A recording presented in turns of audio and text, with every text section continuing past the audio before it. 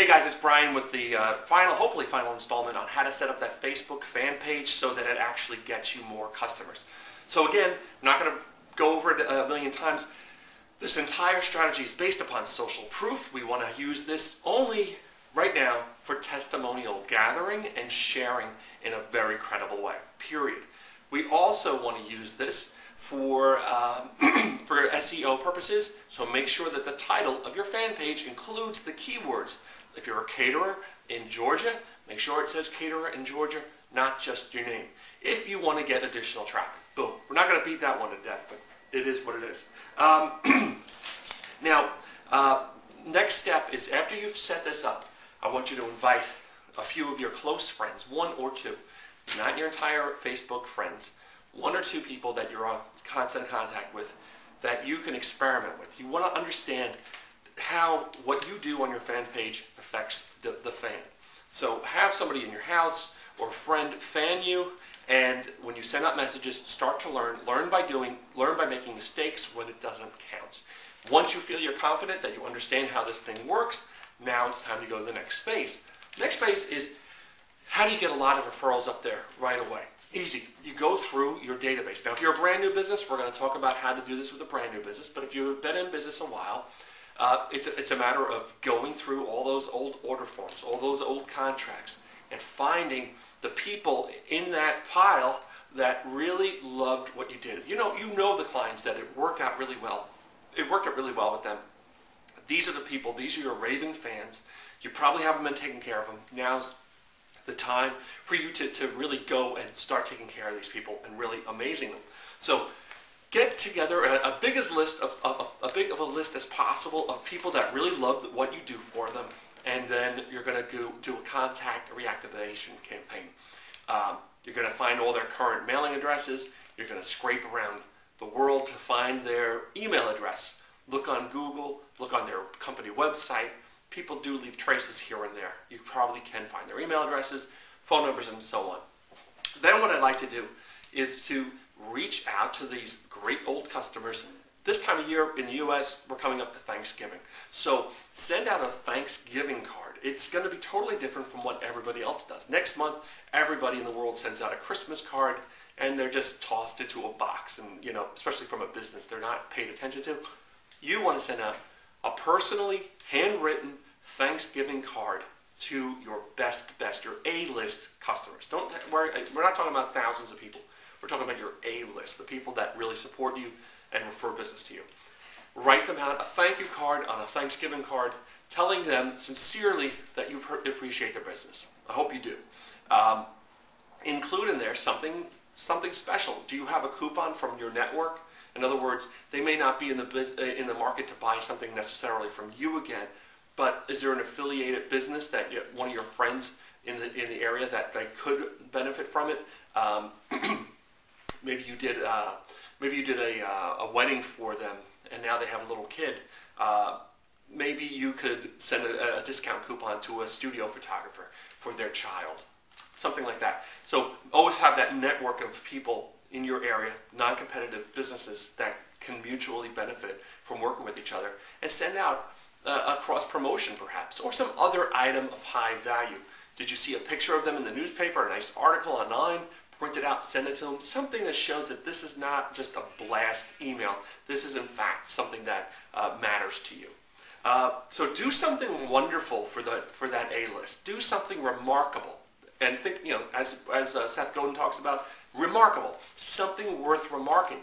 Maybe a coupon's not that remarkable, but maybe if you did something else remarkable for that customer, like realizing that their child is coming up to pre-K, and there's an exclusive kindergarten in your area. We have a couple of those in New York City, and you've got to know people who know people to get your kid accepted into some of these schools. It's insane. Well, if you know some of these people that are good connections, how can you connect your A-list customers to what else they need? It may not be directly tied to what you sell and provide, but how else can you help them?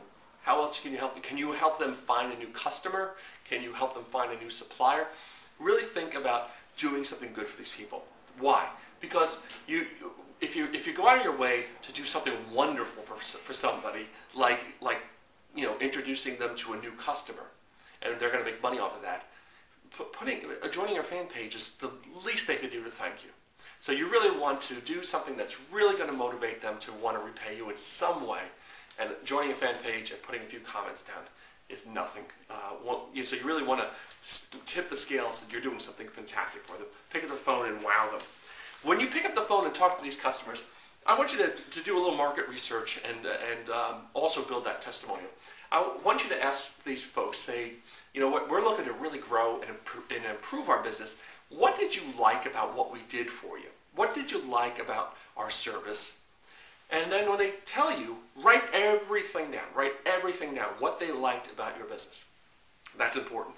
Then ask the next question. What would you change? What would you improve about what we did? Please be honest with me. I honestly, I really want to do an outstanding job. If there's anything you could think of that, would have been a little bit better, just let me know. I won't take it personally. Write that down as well. And then finally, you really just want to ask them, well, what else can I do for you? Make sure you follow up with, with something, either helping them in business or helping them in their personal life in some major or minor way. And then finally just ask them to fan you. And then what you do is you take those notes and you basically read it back and say, you felt that, you mentioned that we were this, this, and this. That would be really powerful if you were to put that on a comment on the wall on my fan page. If you want, I'll type that up for you. I'll email it to you. And you can just copy and paste that onto the comments. Mix it around, change it to your own words. I don't want to put words in your mouth. But take that, put it in. I want to make sure I'm under time here, so I keep checking the time. I don't normally talk this fast. I'm from New York, and I do talk fast, but I don't normally talk this fast. But I got a lot of content in here, and I know you're busy, so I'm trying to jam it through the camera. So that's how you reactivate a customer, is do something fantastic for them, fantastic, wonderful, and remarkable. Reconnect with them, find out what they liked about your business, what you could have fixed about your business, and ask them to fan you, and keep trying to provide value to these guys, whether it's something minor or major. Okay, what if you don't have a whole bunch of people that you can dig into? No problem. If you only have a small existing client base, then what you want to do is you want to take your best current clients. Let's say you just did some jobs over the past week or month. Find the A-list. Actually, I would find everybody, because you'd be surprised. Sometimes you think you did and they're delighted. Other times you think you did wonderful and, nothing. So on a consistent basis, what I do is after we finish up a job for a customer, put this down. You want to write this down. This needs to go into your marketing calendar, that Facebook fan page testimonials are part of your sales funnel. It's part of the marketing process. You need to know that the sale's not over when the check is cleared. The sale is still going on because you still want to get those testimonials. And there's another reason why you want to get those testimonials. We'll go into it another time. So after the job is done, I send out, first of all, a thank you email in 2 seconds, okay? Barry Friedman, hey Barry, from the Raspini Brothers, he sends out a FedEx envelope, thank you, overnights it to the customer as soon as the job is done. That's fantastic. That's an amazing way to show customers that you're serious about doing business with them. I leave a voicemail for the customer. I try to get in early or late and leave a voicemail so that they don't pick up, because I just want to give them this nice little blurb, because I don't want to get into the conversation with them just yet. So now they've got a thank you email, they've got a thank you card or a letter, and they've got a thank you voicemail. I wait a couple of days.